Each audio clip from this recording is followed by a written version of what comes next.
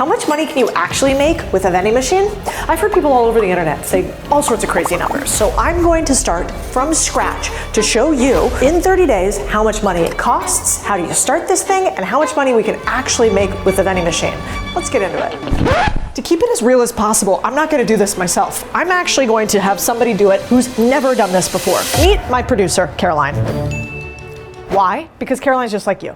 Not an entrepreneur, not an expert, never done anything like this before. So all the mistakes that she makes while she's running a vending machine business are gonna be the same things you run into. We're gonna have her document it live to see how hard or easy it is to build a vending machine business and how much money you can actually make while doing it. And then we're gonna steal all the homework for the things that sucked and the things that didn't so that you can implement it if you decide you like this business. A good vending machine has basically 5 things you need. 1, the business plan. 2, you gotta nail location. 3, you gotta make sure you have the right machines. 4, you gotta have the right inventory. And finally, how are you gonna get those customers? So let's break down each one of those and see what I think might go sideways. We're having connectivity issues. All right, this is my first ever business plan. I have never done anything like this before. She gave me a business plan for everything she's gonna do for the next 30 days to see how much money she can make on a vending machine. I have some thoughts. All right, here's her plan. She's gonna take my 2 old vending machines. She's gonna put them at one location. She's gonna see if she can make $1,500 a month. I think we got some issues. So I said instead, I'm gonna give you $5,000. I think she's gonna need a little bit more cash. And I want you to see what other machines you can buy. I think she's leaning towards mini markets. So she's gonna add some mini markets. Okay, in 30 days, I think I can make about $3,000. Okay. Maybe I take home $1,000. We'll see. I mean, I don't know. The possibilities are endless. All right. I like it. I think we should try it. All right, baby. I think the business is gonna run differently. You guys, let me show you why. Here's my business plan. 4 machines, they cost us around $5K. This is because we bought them really smart. So you gotta pay a lot of attention to keeping your first costs lower. Cost of goods, per machine, I think that in general is gonna be about $2,000 for all 4. I think they're gonna spend somewhere between like $400 and $600 on them. I'm going right around 2K. Labor costs, because I think they're gonna have to ship new machines here. They're gonna have somebody drop off something there. They're gonna have something go wrong inside the machine and fix it. I don't think they're factoring that in. We're gonna have like $500 to $1,000 in expenses there would be my guess. And then revenue, I think they're making 1 to 2K max. Show me the money. Show you how I break this down from the P&L perspective. Expenses, we got cost of goods sold. That's all your sneaky snackies, $400 per machine. We got a machine cost of $2,500. Labor costs, like I said, about $150. Miscellaneous, this is gonna be like stuff going sideways, another $100. In sum, we are out of pocket about $3,150 for this. I think we're gonna make about $1,000 per machine if we do this right. Margin, 30 to 50% margin, which means profit on one machine is about $350. The payback period on the machine would be about 7.5 months-ish. All right, that's my version of the business plan. Next, location, location, location. Location is everything in every business, whether it's the location of your website or the actual real location. Let's talk about what Caroline's pitch is gonna be. Hi, my name's Caroline. I own a local luxury smart market business. We place luxury smart machines in locations like this at no cost to you. Do you currently have a vending on the property? No. Oh God, I never actually got this far. Okay, so hi, I own the place. Yes, I need vending machines. I would say, great, I have machines I can sell you. Actually, we'll place them for free. You don't have to do anything. We do the upkeep. You don't have to move a finger. The only finger you're gonna be moving is to text me that you need the machine refilled. Ooh, this is the most important part. If we get this location wrong, we are in so much trouble. Hi, my name's Caroline. I'm the director for a locally owned vending company. I was just curious if you already had any vending machines. See how this goes. I was just curious if you had any interest. Oh God, no, we would never do that. Our guys eat healthy. I don't think he even looked me in the face at all. Moving on. Hi, I own a business and I sell local luxury micro markets. Do you have any need for a vending machine? I think we got it. Should we call Codie? Hey Codie, good news. I think I found a location. This place is called Emerald Lawns. They're a lawn care company and they have about 150 technicians. 5 keys to finding your location. Behind me every day, 90 people coming in here needing their energy drinks. Then we got 30 people in the office location behind us. So 1, how many employees do they have? 2, full parking lot. Let's validate how many employees they have. 3, an owner that actually wants you to be there. Really important. 4, we want to make sure that the location isn't too seasonal. They're always coming in. And 5, we want to make sure that you customize whatever you're going to input to the location explicitly. That is how you win with finding a location. Let's talk about machines. Here's why I'm a little concerned about her machines. These machines are older. They're going to take a little bit more servicing. I know because they used to be mine. I'm also slightly concerned because she's only going for 1 location. I used to have them at 2 locations, one of which killed it, by the way, one of which totally died. Now, she's adding the 2nd level of machine, which I think is super interesting, and I haven't owned any of these before. She got some advice from others on the internet about how to do it, and we're going to see if those machines actually drive the level of sales that people say they do. Okay, we're about to go check out the new vending machine, and I'm gonna bring in an expert for you. He also has roots that do $80,000 a month. So Mike. Cody, great to see you. Is this bad boy ready? Turned on, ready to go. Yeah, so this is a smart machine that doesn't use any cash.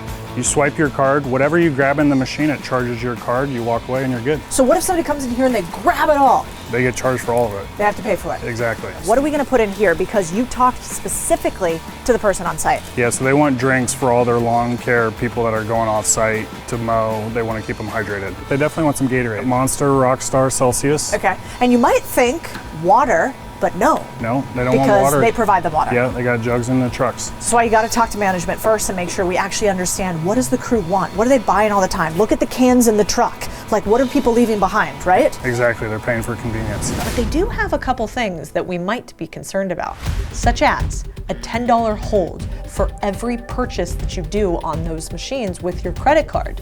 Does that matter to me? Not really. Does that matter to our audience? We're gonna find out. The other thing that these machines have, they have a lot of options inside of them, and they require more expensive filling. These are drinks. Now, Caroline has very quickly eaten up the entire budget with machines and next with inventory. Let's talk about what you're picking here and why. Well, for this particular location, there's a lot of people that like sugar-free. We got a lot of technicians that really like energy drinks, high protein snacks, because people like to eat healthy. In this, we've got really 2 food groups, right? We got drinks, we got hard snacks. Yes. And we think which one's gonna sell more, drinks or snacks? Drinks. Okay, and why? We were pitched this location based off of the technicians leaving to go get their energy drinks in the morning. So we're trying to keep them on location, keep their, electrolytes. They can have their energy drinks, and then they don't have to leave location. They can just hop in their trucks and go to work. Okay, I love it. Let's see which one does better, the mini marts with the drinks or the old machines with the snacks. Let's talk customers. What did I realize in my last vending machine video? The location that had higher income users did way better than the one that had lower income users. She is going out to a landscaping business. This landscaping business, she is selling to employees. One of the items that she has listed in her inventory is Prime, which is like $4 to sell it. Logan, I love you, but I don't know if people are gonna pay those prices. So if you have a higher type of income clientele, you can often get away with premium pricing, which will get her faster to that $1,000 to $1,500 in her pocket.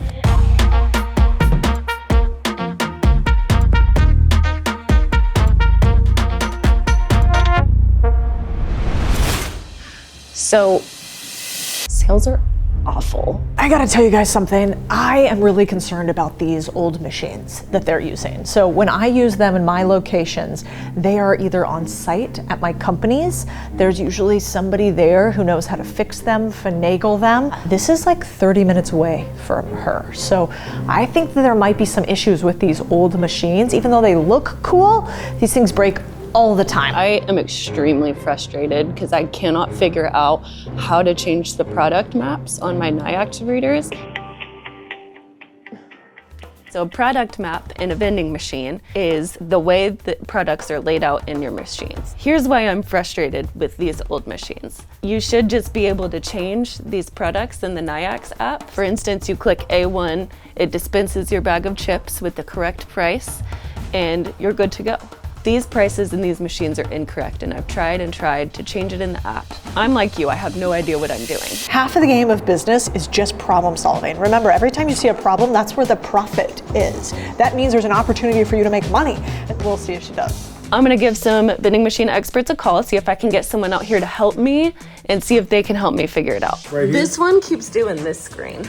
You can either take 10,000 hours to figure it out yourself or steal somebody else's 10,000 hours and pay a little bit of cash to do it. Don't be cheap. There's no service. I mean, my phone isn't working in here, and I recommend possibly getting a bigger antenna. I have ordered 2 antennas, one for each machine. Once they come in, I'm going to install them and see if those help the NIAX readers work a little bit better.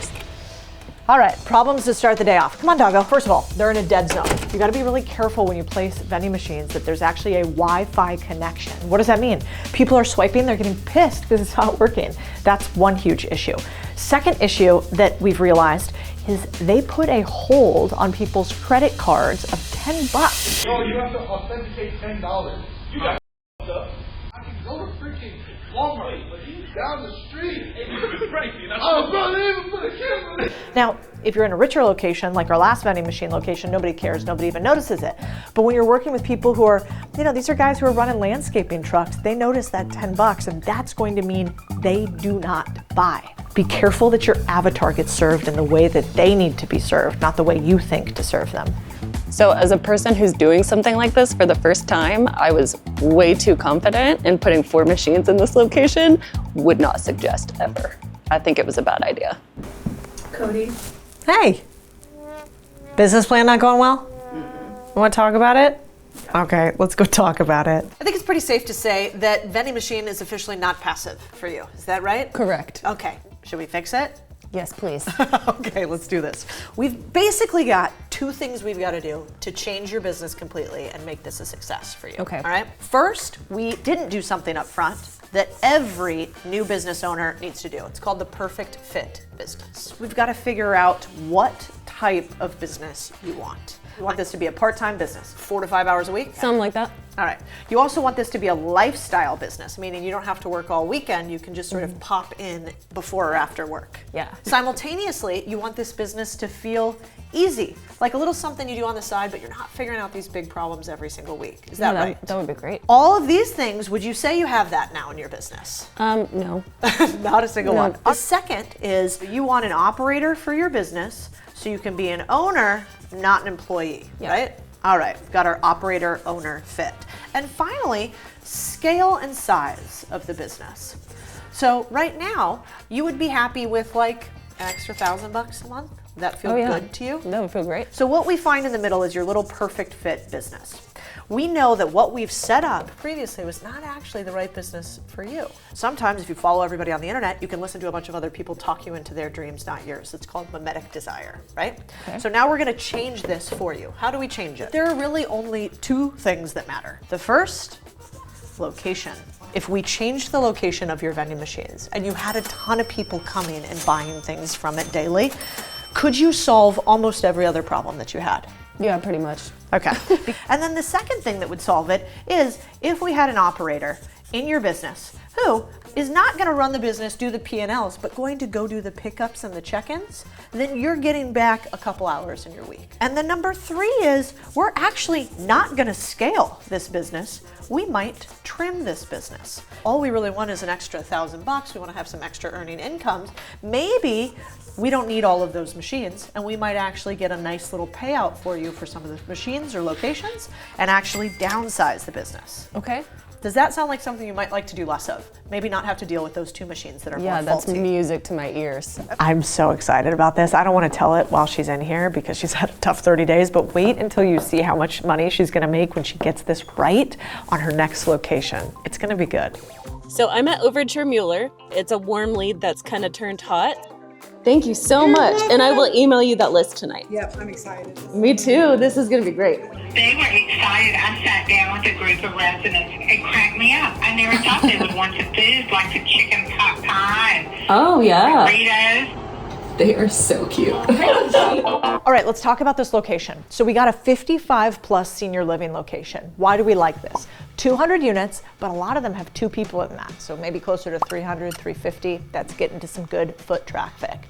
Plus, we found out that they're not very mobile. So even though literally right outside there are other places for them to go eat, they kind of can't get there, which is like, ooh, heartbreaking. So if we put a vending machine inside, they will actually have a fulfilled need. The other reason we like it, they're excited. A lot of times when we went to some of the other locations, they were like, yeah, I guess, maybe. These people are like, yes, I want it.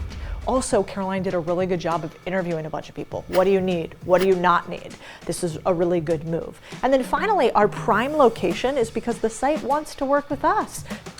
You want to go more often to those who are predisposed to already want the thing that you are selling. That is why we like this location.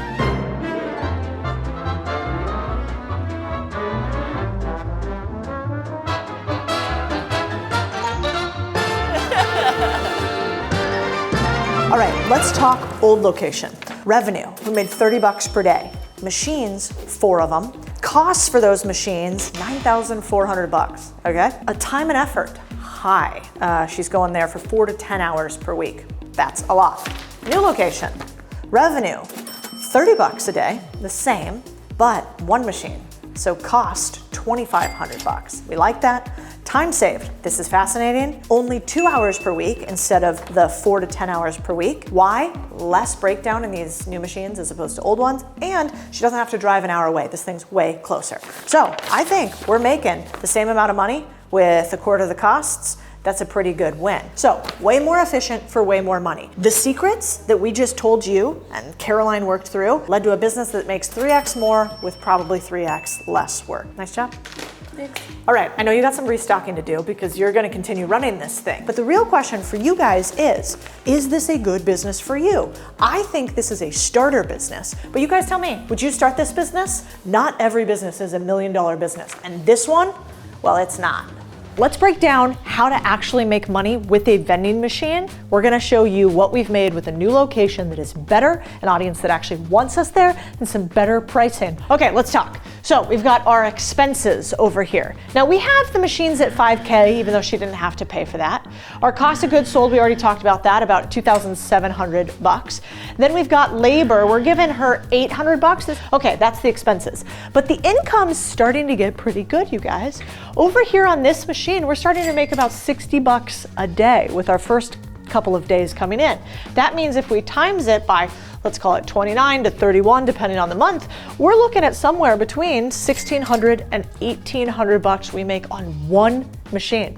You guys, 4 machines previously, we made $900 in like 40 days. Now we're making about $1,800 with 1 machine inside of 30 days. This is the difference between a good location and a bad location.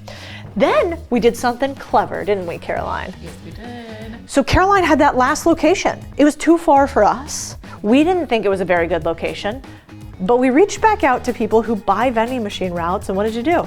I sold them the location. Yeah, you said, hey, how much would you pay me for? If there's already contract, you can put in your machines, they're excited to have them, what would you give it to me for? And they said $200. So then our little crazy Caroline over here said, I smell money. And you found about 10 other locations. We think 6 of them will convert to actually contracts, which means that you might be able to make, if you do it at $200 a pop, about $1,200. Our profit margin on this is somewhere between 30 and 50% because of how we're pricing the goods. Somewhere between 30 and 60, we're making $550 plus in profit from 1 machine. If we take that by 2 or 3, it starts getting pretty interesting. Now, this location's pretty close to you, so you're the final verdict here. Would you ever do what we did before, which is the 4 locations at that first spot? Oh, absolutely not. Was that like the worst couple of days? No, it was the worst idea ever. Okay, so we're never doing that again. No.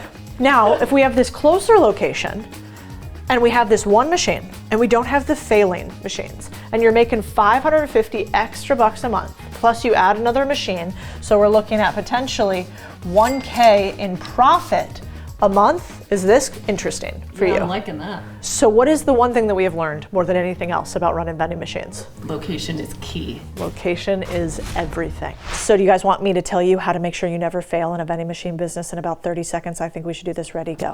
Flyers and giveaways. This is how we actually grew that second location. Fresh products. We got sandwiches. We got salads in there. No contract is that if it doesn't work out, you can move. High traffic. We need tippy-tappy toes all the way to our little vending machine. Test, then expand. Don't go all in unless you know this is going to work. Up the prices. If you don't have enough margin in your business, you're going to be a miserable CEO. You need a great maintenance dude. This is somebody like our buddy Larry Plus who can come there and fix things for you. New machines always, basically, unless they're going to be really close to you and you like teetering around with things and sort of tinkering. Know your people. Get to know your most valuable and common customers. Good Wi-Fi, whew, huge problem. If not, no cash. I really love the fact that this is swipe only. Captured clients. Inside of the 55 plus, they can't really go anywhere else for food. No hold. I don't want them being able to hold the cash. So check and make sure your vending machines don't have that. All right, let's get to the next group. Maintenance. If you have bad machines with a bad maintenance contract, you'll hate your life. Old machines, please don't do it to you.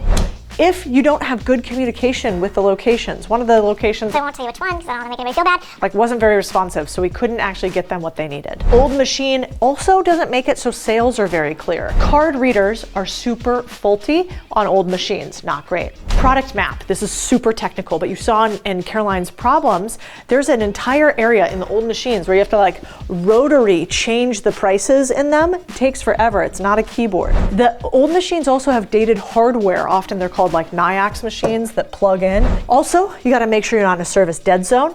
Higher priced items equal non-low ROI. Takeaways.